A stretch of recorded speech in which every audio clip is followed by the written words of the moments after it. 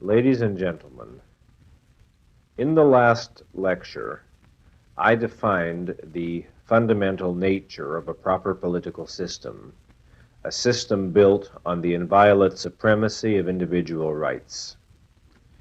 Tonight I shall discuss the mechanics of the economic system that is the logical corollary of a political system of limited constitutional government. I shall discuss the economic system which has been mankind's greatest benefactor and which has been most reviled and denounced, capitalism. Economics is the science that studies the principles governing the exchange of material values and the production of material values in relation to exchange. Capitalism is the economic system based on the private ownership of the means of production. It is a system in which men freely produce and exchange goods and services, unregulated and uncontrolled by any governmental, any coercive intervention. A fully consistent capitalism, a fully free society, has never existed. But in the 19th century America, men came closer to it than at any other time or place in history. Today, few people really understand what capitalism is. Most of them, however, regard it as evil, old-fashioned, passé, which means that they regard freedom as evil, old-fashioned, passé. If one contrasts the standard of living and mode of existence of the average American with that of the medieval serf, the difference is truly staggering. The medieval serf ate his meals off an earthen floor in a hut held together with mud. He worked 18 hours a day and lived in chronic terror of plagues and famines that periodically wiped out hundreds of thousands of lives. The richest and most powerful feudal lords lived in conditions that a modern American worker would regard as squalor. They had no bathrooms, they had no underwear, they shivered in winter wind-swept castles and died of epidemics now long forgotten except in the history books of medicine. The simplest living amenities that we take for granted, soap, canned vegetables, radios, central heating, would have been regarded by them as unimaginable luxuries. What made this startling transformation in man's mode of existence possible? What was responsible for this incredible increase in wealth and standard of living of the lowest individual? What makes wealth possible? Which means, what makes life possible? Wealth, that is, physical goods, physical values, is a necessity of man's survival. Wealth is not simply paper money. It is not paper that feeds and clothes and shelters you. Wealth is material goods. Without material goods, without material values, man cannot exist. But wealth has to be produced. Wealth is created by transforming the materials of nature to serve human purposes, by transforming ore under the ground into the steel girders of apartment buildings, by transforming seed into a harvest, by transforming a waterfall into a source of electric power. All wealth is the product of man's mind and labor, of thought directing action. Wealth is not the product of instinct or muscles. It is the product of human intelligence. If man lived on a desert island, he would have to produce single-handedly all the goods he needed. He would have to work incredibly hard to scrape out the barest level of subsistence. He would have to do his own hunting and fishing, build his own shelter, and fashion his own clothes.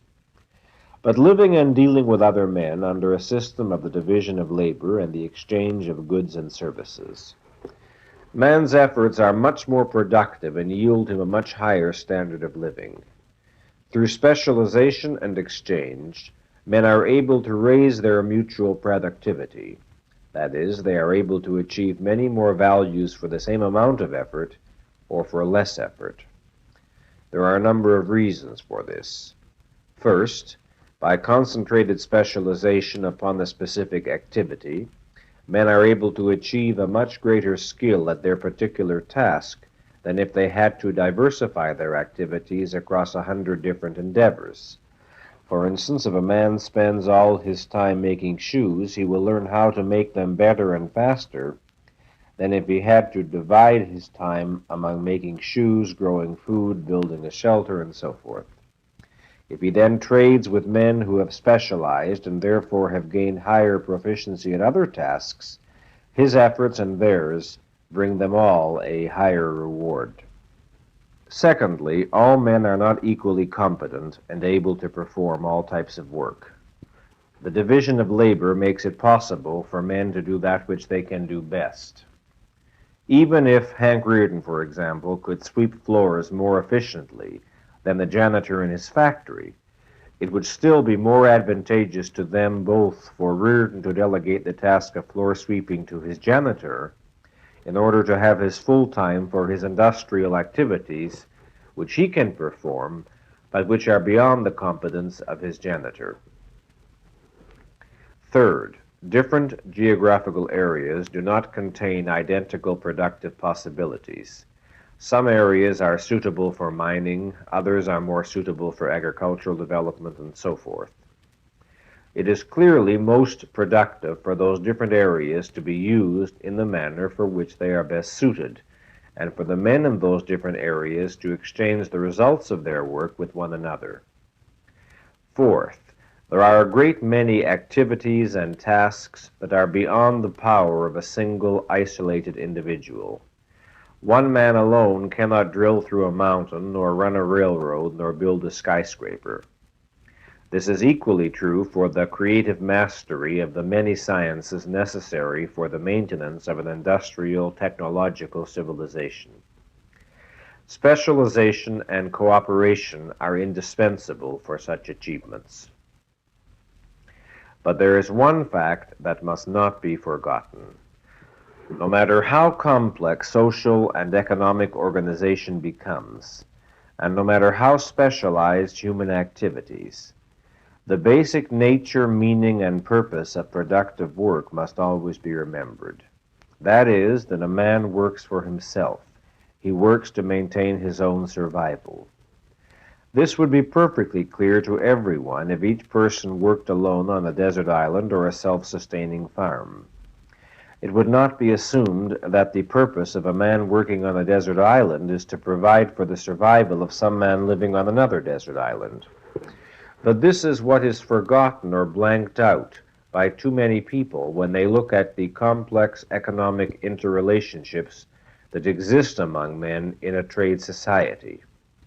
It is assumed, in effect, that the purpose and duty of the man who specializes in manufacturing shoes is to provide the community with shoes, that this, and not his own survival and needs, is his goal, that service to the needs of the community is his primary moral obligation. Unfortunately, too many businessmen infected by the altruist morality have accepted this creed and have rushed to announce that they are only public servants, that the goal and justification of their work is not the profits they make, but the employment they offer and the goods they distribute.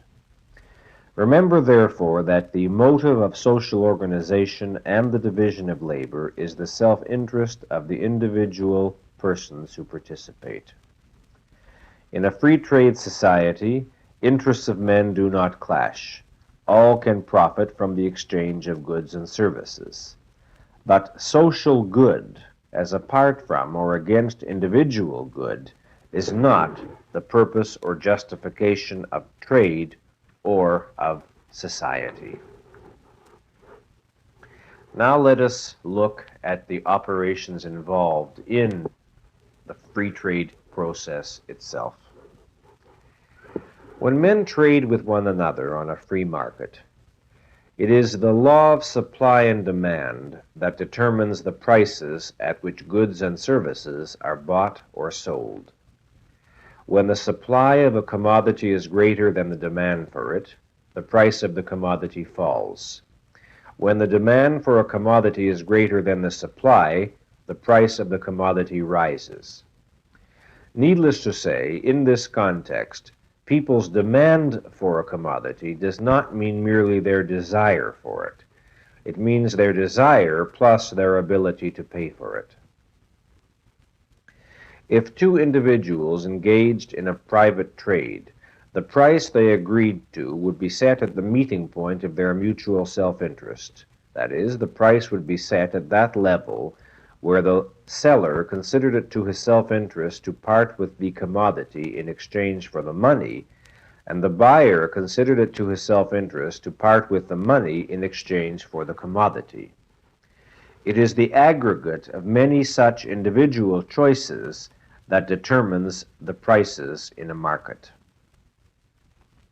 The relationship of prices to supply and demand is reciprocal.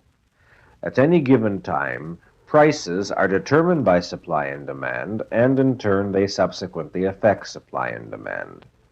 If many people want a commodity that exists in comparatively limited quantity, the price of the commodity will rise, since people would be willing to pay more for it. But as the price rises, it becomes increasingly profitable to produce that commodity.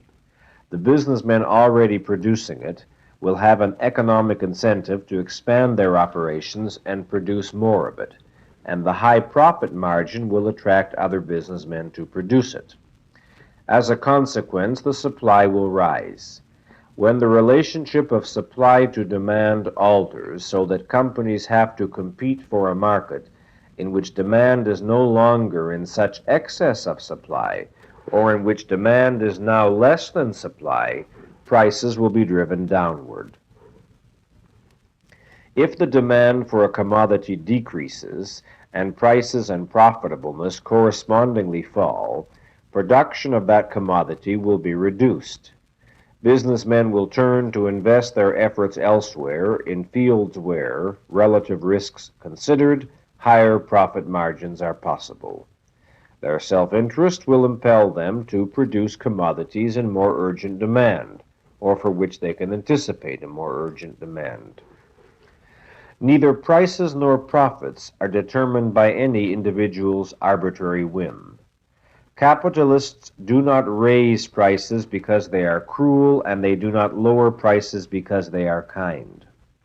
If a capitalist places his price above the market level, he will lose customers to his competitors. If he persists in the policy, he will be forced out of business.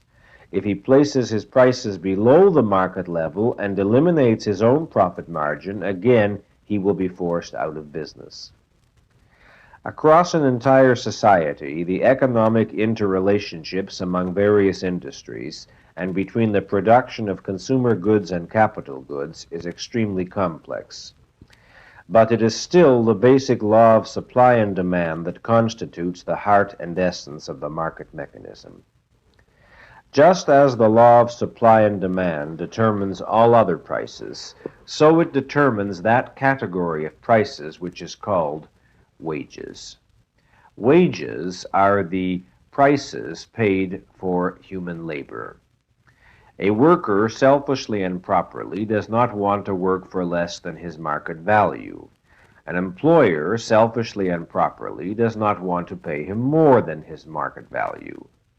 Most people regard the worker's desire as just. They regard the employer's desire as predatory greed. When labor unions demand that prices be lowered and wages be raised, they are demanding that everyone's prices be lowered except their own. Their self-interest, they declare, is not evil, but the employer's is. Why has the employer no right to his self-interest? Why, because it is he who made their livelihood possible. This is the economics of the morality of altruism. Just as people do not condemn the worker who seeks the highest wages possible, So they do not condemn the consumer who seeks the lowest prices possible. They do not condemn a worker who shops among several possible employers in order to obtain the best wages and working conditions. They do not condemn a consumer who shops in several stores in order to obtain the best bargain. But let a businessman pursue this same course of self-interest. Let him shop among workers in order to obtain the best services at the lowest wage. Let him seek to get the best price for his goods, and he is denounced as vicious, as immoral, in effect as an enemy of society. I'm sure you have all heard such expressions as a fair wage, a just price, a reasonable profit. The implication of such statements is that economic values are intrinsic. That is, that in the eyes of God or of social planners, there is one inherently right price for every good or service, and any other price is wrong, unfair, unjust. Such a view reflects a total ignorance of what economic values are. It's a perfect example of context dropping. Neither food, nor automobiles, nor human labor have any intrinsic value whatever. Their value can be determined only in the context of supply and demand. And just as supply and demand do not stand still, but alter according to varying circumstances, so there is a constant necessary readjustment of prices. For instance, at the present time, a loaf of bread costs roughly 25 to 30 cents, and that is the objective value of bread right now. Since the quantity of the demand for bread remains relatively constant, if the supply of bread were suddenly to increase, a loaf of bread might cost only 15 cents. And at that time, and under those conditions, that would be the objective value of a loaf of bread. If, due to adverse agricultural conditions, there were a sudden dearth of bread, the price might go up to $1, and $1 would then be the objective value of a loaf of bread in that social context and condition. Who will say what is the intrinsic value of bread, and by what standard will he presume to judge it? Economic value can be determined in one manner only, by the voluntary choices of all those who participate in the market, all those who buy and sell, work and employ, produce and consume. When social planners claim the right to decide what is a fair price, a just wage, or a reasonable profit, they arrogate to themselves the role of a dictator who imposes his wishes on others at the point of a gun. It is a gun that they regard as kind, all those who regard the free market as cruel. Profits are made possible only by the creation of wealth. That is, by so organizing the factors of production as to create a commodity that possesses greater value than that of the resources necessary to create it. To give a simplified example, when a steel manufacturer uses iron ore, limestone, and coal to produce steel, he is creating wealth because the steel is worth more than the sum of the separate values of the iron ore, limestone, and coal. Profits are the difference between a businessman's costs and the payment he receives for his goods. In a wider and deeper use of the term, wages may also be regarded as profits, the profit of the worker for the investment of his energy. Profits are not an artificial appendage of production. Profits, in this wider sense, meaning income, and production are identical. An excellent statement of the relation between profit and production is given by Isabel Patterson in her book, The God of the Machine, from which I quote. Quote, "Production is profit and profit is production. They are not merely related, they are the same thing. When a man plants potatoes, if he doesn't get back more than he put in, he has produced nothing. This would be obvious if he put a potato in the ground today and took out the same potato tomorrow. But it is all the same if he plants one potato and gets only one potato as a crop. His labor is wasted. Then he must starve, or someone else must feed him if he has no reserve from previous production. The objection to profit is as if a bystander, observing the planter digging his crop, should say, "You put in only one potato and you are taking out a dozen. You must have taken them away from someone else. Those extra potatoes cannot be yours by right." Unquote. Income, wealth, and production are identical phenomena viewed in three different respects. Wages and profits are the monetary equivalent of that which has been produced. They are a corollary of production and cannot fluctuate independently of it. It is only an increase in production that can make an increase in income, in profits and wages, possible. It is not the whim of labor leaders that make possible a rise in real wages, just as it is not the whim of businessmen that makes possible a rise in profits. An increase in wages or profits depends on an increase in productivity. What does an increase in productivity depend on? Human intelligence, the discovery of how to make more products more efficiently, or the discovery of how to make new products. Profits are not achieved automatically, as no value can be achieved automatically. The fact that a businessman opens a factory, purchases raw materials, hires workers, and proceeds to manufacture some commodity does not guarantee that he will make a profit. It does not guarantee that he will be any more productive than the man who first plants and then digs out the same single potato. Profits depend upon successful economic calculation. That is, they depend upon the ability of the businessman to know what to produce, when to produce it, and how to produce it. If a businessman manufactures a commodity for which there is insufficient demand, he will not make a profit. He will have wasted his energy and his capital. He will have dissipated wealth rather than creating it. If he manufactures a commodity uneconomically and inefficiently, so that his costs are significantly higher than those of his competitors, and he cannot sell at their prices except by taking a loss, again he will not make a profit. The bankruptcy courts are filled with men who believed that it takes no intelligence to make money. At the center of economic activity in a capitalistic society stands the enterpriser, the entrepreneur, the man who assumes the responsibility of solving the enormously complex problems entailed in the manufacturing and marketing of a product, the man who invests capital and organizes the factors of production.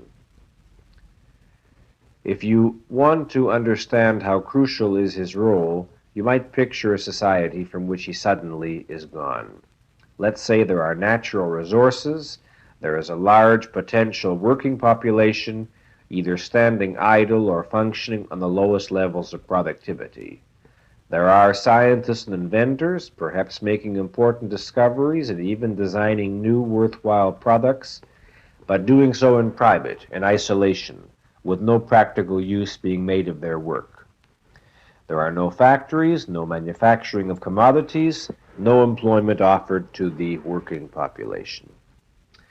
Well now, if into the midst of this came a person who perceived the potential economic value of the scientist's and the inventor's work, if he opened a factory, created jobs, and proceeded to manufacture the products which the scientists and inventors had devised, making these products available to the general public, one would think that such a man would be hailed as a hero and a benefactor. But when he does come, he is reviled instead and denounced as an exploiter, as a parasite, as a robber baron. Who is that man? Well, of course, ladies and gentlemen, he is the entrepreneur, the innovator, the chance taker, the promoter, the financier, the industrialist. Why is he damned as an exploiter? Because he creates employment. Why is he damned as a parasite? Because he produces wealth. Why is he damned as a robber baron? Because he upholds his right to a higher reward than the janitor in his factory. Have you heard entrepreneurs and industrialists attacked for the vast fortunes they accumulate? Those fortunes are indispensable to the existence of an industrial civilization. Without large-scale capital accumulation, no long-term investments in factories and machinery and research in new inventions would be possible. The largest percentage of the capitalist's profits are reinvested for the maintenance and expansion of his business. His profits are the lifeblood that keep the industrial organism living and growing. The small percentage he spends in personal consumption is virtually negligible against the context of an entire economy. If it were distributed among the general population, it would raise a single man's wealth by less than $1. Now, this last is emphatically not said as an excuse for the capitalist profits. No excuse is necessary. It's merely said to point up the economic ignorance of those who cry against profits and do not appreciate what life-giving function they perform. The motive of the capitalist and of every moral man is his own self-interest. But observe that in a free society the interests of men do not clash.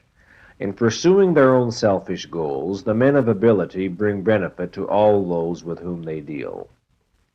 Henry Ford, for instance, did not go into the automobile business for the purpose of benefiting society. His motive was selfish. He saw the opportunity of making a profit. Because he discovered how to make automobiles more efficiently and more cheaply than they had been made before, and because there was a tremendous demand for automobiles, he made a fortune. The motive of those who bought his automobiles was not altruistic. Their purpose was not to help Henry Ford or to contribute to his fortune. It was to gain a selfish value, the automobile he had to offer them. Because the manufacture of automobiles became a highly profitable venture, other industrialists and investors were drawn into the field. Their motive, too, was selfish. They wanted to make money. Their goal was not to serve society. But as a result of their actions, the supply of automobiles was increased, competition became more intense, and prices were forced down, making it possible for consumers to purchase cars more cheaply than in the past. Incidentally, it was Ford who forced prices down when he grasped that it was more profitable to sell more cars at a lower price than fewer cars at a higher price. It was also Ford who instituted the $5 a day wage, at a time when his competitors were paying $2 or $3 a day. Why did he do it? Because he grasped that higher wages would allow him to engage the best working force and to obtain the highest productivity from those he employed. His motive was selfish, but he forced wages up in the whole industry. Why did the best workers come to him? Because they wanted to help him? Of course not. Because he offered them a better wage than they could obtain elsewhere. As profit opportunities in the automobile industry became less spectacular, industrialists, entrepreneurs, investors began to look elsewhere for new fields of endeavor, for more rewarding uses of their energy and wealth. Their motive was selfish, but what was the result? Nylon stockings, jet airplanes, wonder drugs, and television sets. Investment will necessarily be attracted to those businesses or industries that offer the highest returns, comparative risk considered. The consequence of that will be an expanded supply of the particular goods in demand. The consequence of that will be an eventual leveling off of the profit margin. When the profit margin is no longer significantly higher than that of other comparable industries, investment will begin to flow elsewhere in the direction of still more rewarding opportunities. We have all heard the rewards of the investors denounced as an so-called unearned income. Why should the investor, who only puts up his money but does not actually work in the industry, reap a profit? You have heard it asked. Remember, first of all, that the investor did not acquire the money he invests by picking it off a tree. He worked for it. It came from his own past productive activity. Secondly, to know in what to invest one's money is not self-evident, as a great many people can sadly testify. Intelligence and calculation are necessary in order to earn that so-called unearned income. And finally, it is those who invest their savings in new or growing industries who provide the material means necessary for productive expansion.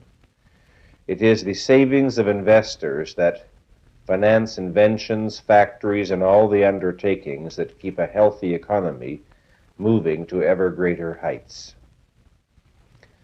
Money is the blood of an industrial society. If those who provide it are not to be rewarded, then there can be no rational standard of reward and no industrial society. Now, you have heard it said that in a free market economy, rewards are achieved by competition. Let us consider the meaning of competition as it applies to economics. The competition involved in a free economy is merely freedom of achievement and freedom of choice. As producer or seller, every man is free to offer his goods or services to the whole country or the whole free trading world in exchange for the goods or services offered by others. As consumer or buyer, every man is free to choose the goods or services he wants to accept in exchange for his own. Thus, men compete for who is able to produce the best goods at the lowest cost. The competition is one of ability, of achievement, of values. If a man designs a better truck and sells it at a lower price than his competition, he gains the greatest number of customers. His competitors then have the choice of improving on his achievement or designing a still better truck, or if they are unable to do it, of changing to some other line of business. The motive and incentive ruling the activities of men on a free market is the basic motive of morality: to do better and still better and still better, to improve, to grow, to move forward. Now, it is sometimes asked, how can one be sure that the best product will always win? Since men are not automatically rational, what if they choose inferior products? The answer is that the free market, like reality, is its own protection. If a person is mistaken or irrational in his choices, he suffers the consequences. For instance, if he buys a less efficient, more expensive truck, rather than a better and cheaper one which is available, he does not get the value, the service, or the performance that others get from their better trucks. His transportation costs are higher than those of his competitors. He is free to observe it, to correct his error, and to improve his judgment in the future. If he fails to do it, if he continues to spend his money irrationally, he suffers the economic consequences. The mechanism of a free market works to reward the men of rational judgment and to penalize the irrational, since the values involved are objective, in that a better truck is in fact a better truck. What is the alternative to the free market competition of productiveness? In effect, an economic czar or dictator who holds the power of deciding what men should produce and consume, what they should make, sell, and buy. A dictator who substitutes his judgment for the judgment of all the men involved in trading and decrees what is to be their good, what are to be their values.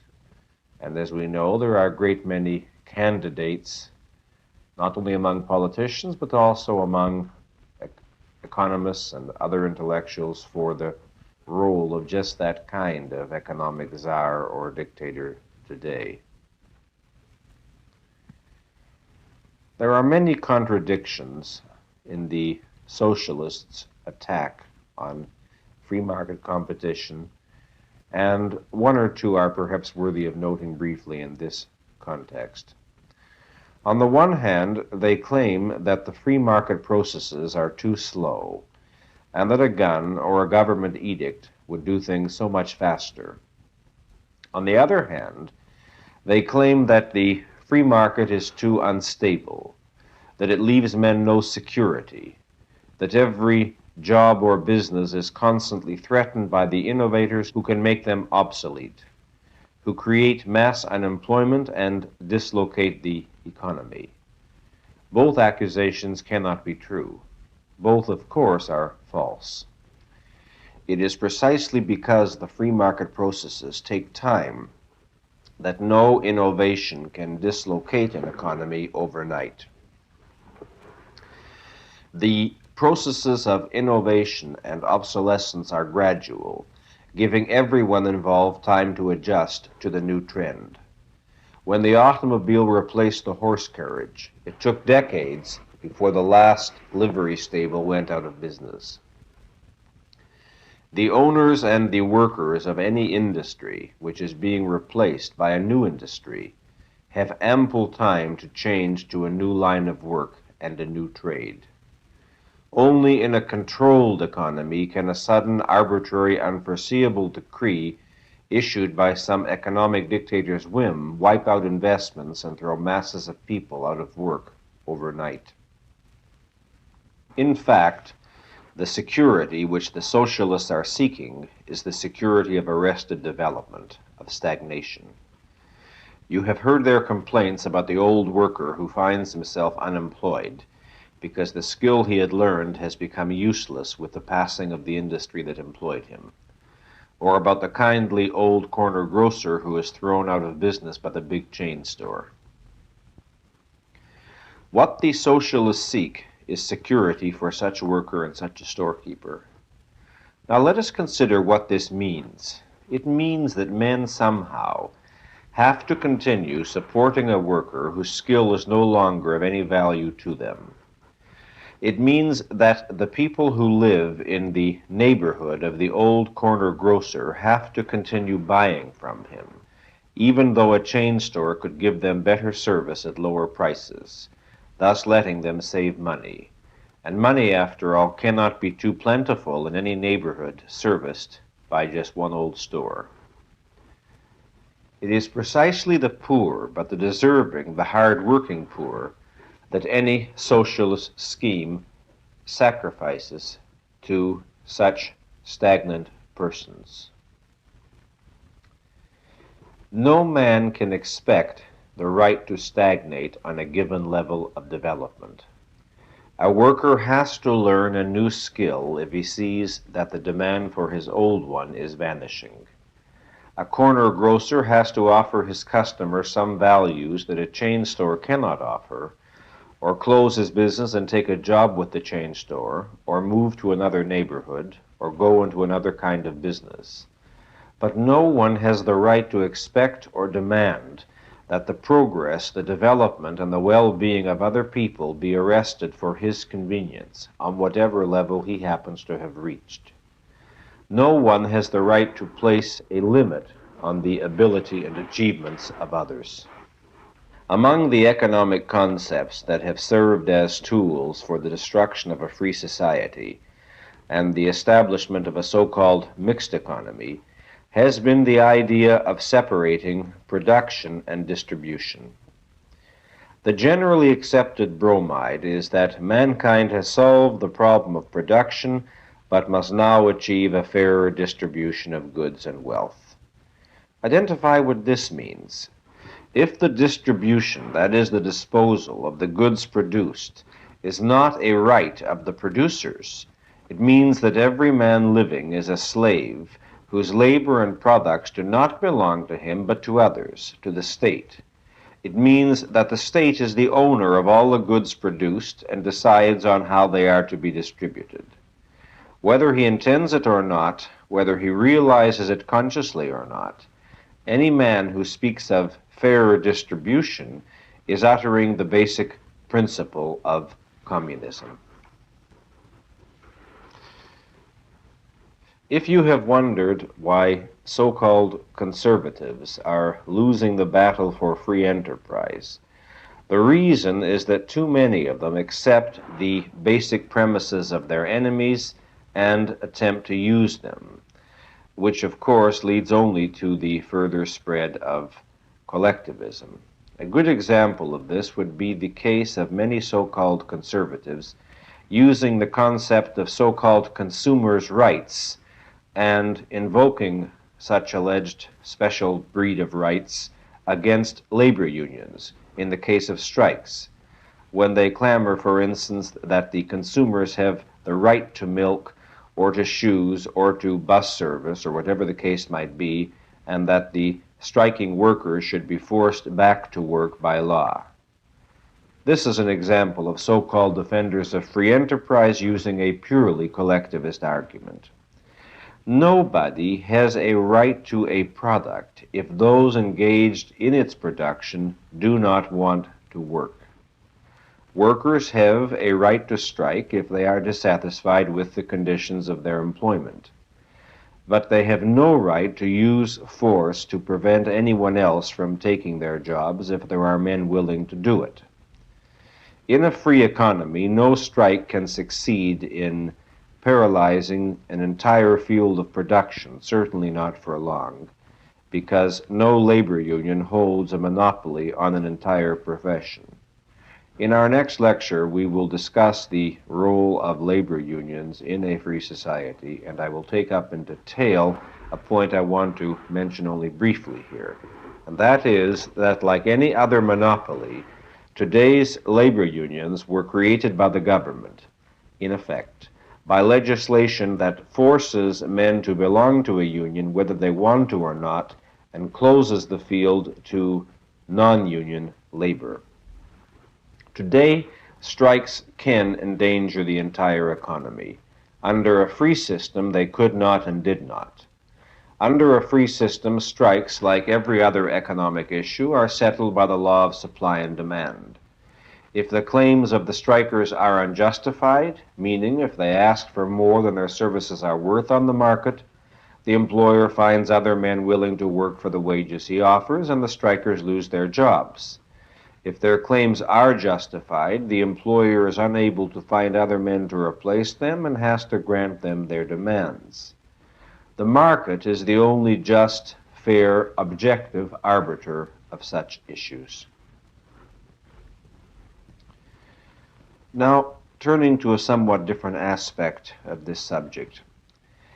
The essence of the theory of a mixed economy is that the government, without destroying the market altogether, as under socialism, can tamper with it when it so wishes, that is, override the judgments of the individuals who participate in the market and thus bring about a fairer distribution of wealth. A fairer distribution of whose wealth? Blank out. In his epilogue to his very important work entitled Socialism, Ludwig von Mises discusses the theory of the mixed economy and shows why, if practiced consistently, it logically and inexorably must lead to a totally collectivized society. He gives a simple example. Suppose, he says, the government is dissatisfied with the price of milk. It feels that the price is too high and that there are poor people who cannot afford to buy it or cannot afford to buy as much of it as they need. The government therefore decides that in order to make milk available to more people, it will order the price to be lowered. What will be the result? The marginal producers of milk, that is, the producers whose profits and efficiency are so low that they barely are able to remain in this line of work, this line of production, the marginal producers will, in order to avoid losses, go out of the business of producing and selling milk. But then there will be less milk for the consumers and not more. If the government's aim was to increase the supply of milk, it achieved the opposite. Now, Mises goes on, the government faces the following alternative. Either it can give up the attempt to control prices, or it can add a second measure to its first measure. It can fix the prices of the factors of production necessary for the production of milk. Thus, if the costs of the milk producers can also be forced down, that will make it possible for the marginal milk producers to remain in business. But then the same problem will repeat itself on a remoter plane. The government has again to fix the prices of the factors of production necessary for the production of those factors of production which are needed for the production of milk. Thus, the government has to go further and further, fixing the prices of all the factors of production, both labor and material, and forcing every businessman and every worker to continue to work at these prices and wages. No branch of production can be omitted from this all-around fixing of prices and wages and this general order to continue production. If some branches of production were left free, the result, of course, would be a shifting of capital and labor to them, and a corresponding fall of the supply of the goods whose prices the government had fixed. However, it is precisely these goods which the government considers as especially important for the satisfaction of the needs of the people. But when this state of all-around control of business is achieved, the market economy has been replaced by a system of planned economy, by socialism. This is the basic pattern, I submit, of all attempts to interfere with the market. This is why controls breed controls. Since every act of intervention produces disastrous consequences, control is piled on control in order to head off those consequences, and the progressive strangulation of the economy is the result. In the whole history of mankind, there has never been a social economic system as just, as rational, as benevolent as capitalism, nor as maligned. And if men allow it to be destroyed, they will lose it without knowing what it was that they have lost. Let us take a brief look at the history of capitalism, at that system which has been accused of representing the law of the jungle. You all know the incredibly magnificent achievements of men's industrial development, of the so-called machine age. Incredible because in the brief span of a century and a half, man's life on earth was made happier, easier, safer than the sum of the progress of all the preceding centuries had done. This achievement is generally attributed to the invention of machines. This is true, but it's only part of the truth. What is not generally known is that machines had existed centuries earlier. A primitive kind of steam engine was designed in ancient Greece, and there is evidence to show that it had been known even earlier in Egypt. But these machines remained as mere curiosities or toys. They were not put to any practical use and did not lead to any further scientific development. Why? Because under the political systems of that time, when property rights did not exist, when any man's property could be confiscated and his life ended at the discretion of the political rulers of the moment, there was no rational incentive for anyone to devote his time and effort to material production or to science, particularly to technological science.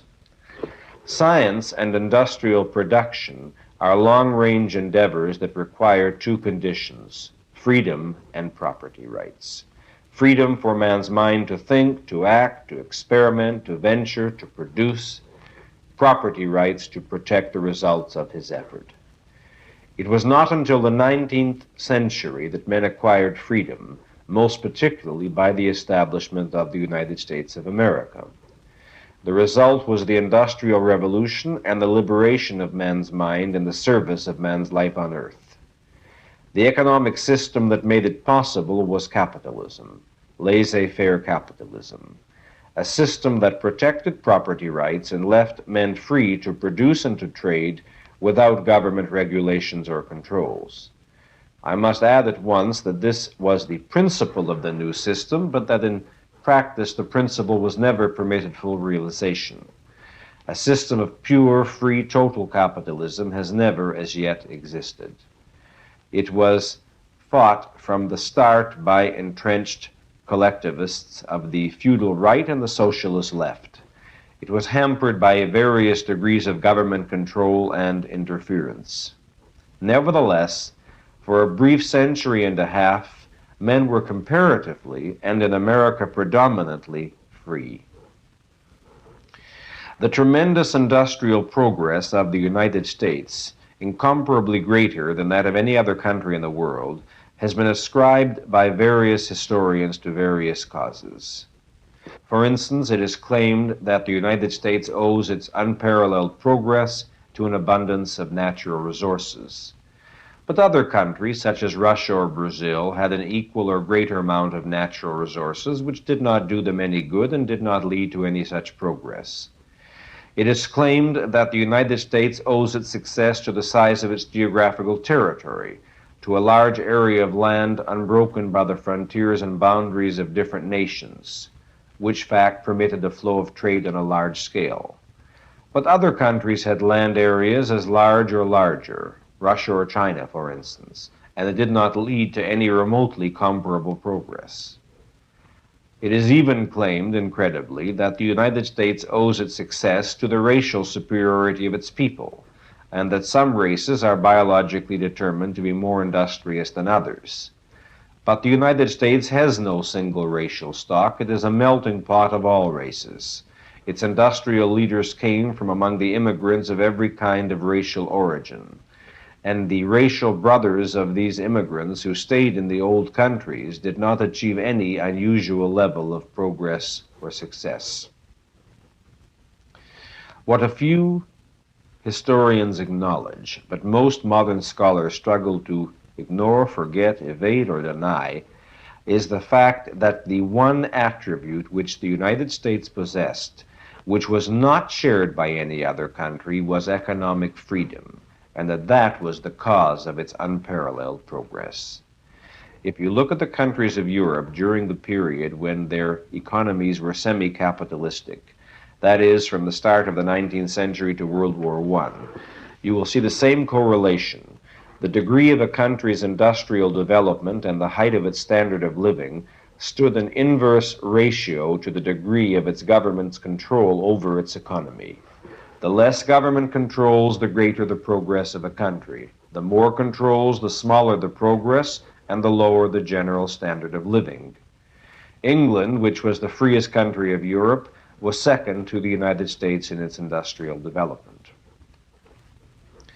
You have all heard the accusations and the horror stories which the liberals spread about the starting years of capitalism. The small wages paid in the first factories, the long working hours, the child labor, etc. Well, as Miss Rand has remarked, capitalism did not create poverty, it inherited it. Capitalism came on the historical scene after centuries of so dreadful a poverty that modern men are unable to conceive it. In the pre-capitalistic era, the average life expectancy of a man was about 21 years. About 50% of the individuals born died in childhood. Mankind subsisted on a level of semi-starvation. Periodic famines swept over Europe every 20 years, killing off the surplus population which the pre-capitalist economies could not feed. Through all of these centuries, the size of the European population had remained approximately static, with a small increase of about 3% a century. Hunger kept it static. There were no means of survival to let it grow. During the 19th century, the century of capitalism, Europe's population grew by over 300%. If you knew nothing further, this fact alone would be sufficient to appreciate the essential truth about capitalism. If concern for the poor were the socialist motive, which it isn't, this fact alone would have turned them into champions of capitalism. For the first time in human history, capitalism made it possible for the masses of people to survive. The conditions of general poverty in the starting years of capitalism were harsh, but they were life made possible to people for the first time. The owners of the first factories didn't force anyone to work for them. If men and women and children left their farms and flocked to the cities to seek factory employment, it was because that employment was their only chance to live. If it were not for the factories, those children would have died of hunger or not have been born at all, because their potential parents would have starved by the age of 21. It was only the invention and the spread of machine production that raised the productivity of labor and made it possible to pay higher wages, to shorten working hours, to raise everybody's standard of living. In this country, the 8-hour day was established in most industries long before the New Deal and without the help of any labor unions. It was established not for any charitable humanitarian reasons on the part of the employers, but for their own self-interest. The higher productivity of labor created by the machines made labor more valuable on the market and increased the demand for it. Thus, contrary to the socialists, the interests of employers and workers did not clash but coincided. The income of both classes rose as the productivity of the economy rose. You will hear the socialists decry the fact that capitalism treats labor as a commodity. But it is precisely this fact that had liberated all labor in the 19th century.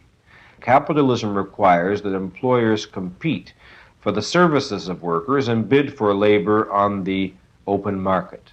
In the 19th century, slavery and serfdom were abolished everywhere in the civilized world, including even backward countries such as Russia. A slave economy cannot compete with a free industrial economy. In the United States, observe the difference of economic development in the free industrial North and the slave-owning South.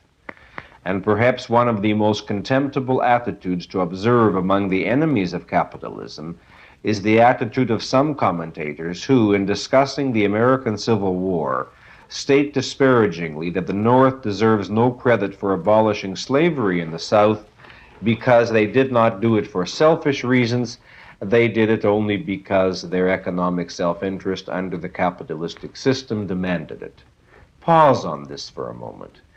The alleged champions of the downtrodden discover the existence of an economic system which makes it impossible for any man's self-interest to be served by the enslavement of other men. And they, these champions, proceed to damn that system and struggle to destroy it. Do you need to know anything else about the nature of their motives? If you do, well, observe the return to slave labor since World War I. Since the spread of collectivism in the world, the slave labor camps of Nazi Germany and Soviet Russia, which were not and are not mere penal colonies, but large-scale economic projects carried out by slave labor for the benefit of the state, as part of the state's economic planning. Such was the nature of capitalism, and such is the nature and mentality of those who are now attempting to destroy it. You will often hear the opponents of capitalism state that capitalism might have been useful or necessary in its time, but that mankind has outgrown it, and it is now old-fashioned or impossible. Outgrown how? No answer. Impossible why? No answer. In the whole literature of the anti-capitalist school, no real reasons are given for these assertions, except such meaningless generalities as that the economy has grown too large or too complex. We will talk about these particular fallacies next week. But the essence of the issue is that freedom is essential to generate an industrial society, to create it, and it is no less essential to preserve it. And as I say, I will elaborate on that theme in the next lecture. If you want current, practical, journalistic proofs of this thesis, however, I will mention briefly the miraculous rebirth of West Germany following the Second World War under a comparatively free economic system, the disintegration of England under its socialistic controls, the performance of Castro, who, by nationalizing industry, destroyed the economy of Cuba within 1 year, and any other modern dictatorship or semi-dictatorship. As to the alleged industrial successes of Soviet Russia, I will say only read Miss Rand's foreword to We the Living. Check your sources of information about Russia's alleged success, and remember that after 50 years of communism, Russia is unable to feed her population and has to import wheat from semi-capitalist America. That is a fact, and one well worth pondering. In conclusion, ladies and gentlemen, there are a great many misconceptions about capitalism, a tremendous amount of misinformation about capitalism, and certain questions which I am asked more often than any others by students of the subject who have absorbed many of the popular myths, such as that capitalism leads to monopolies, capitalism leads to depressions, etc., and so forth. So next week, to round out our discussion of the nature and operation of a free economy, I'm going to devote the entire lecture to an analysis of some of the major myths and misconceptions concerning the nature and working of a free market economy. So we will continue right on from this point at our next lecture. Thank you.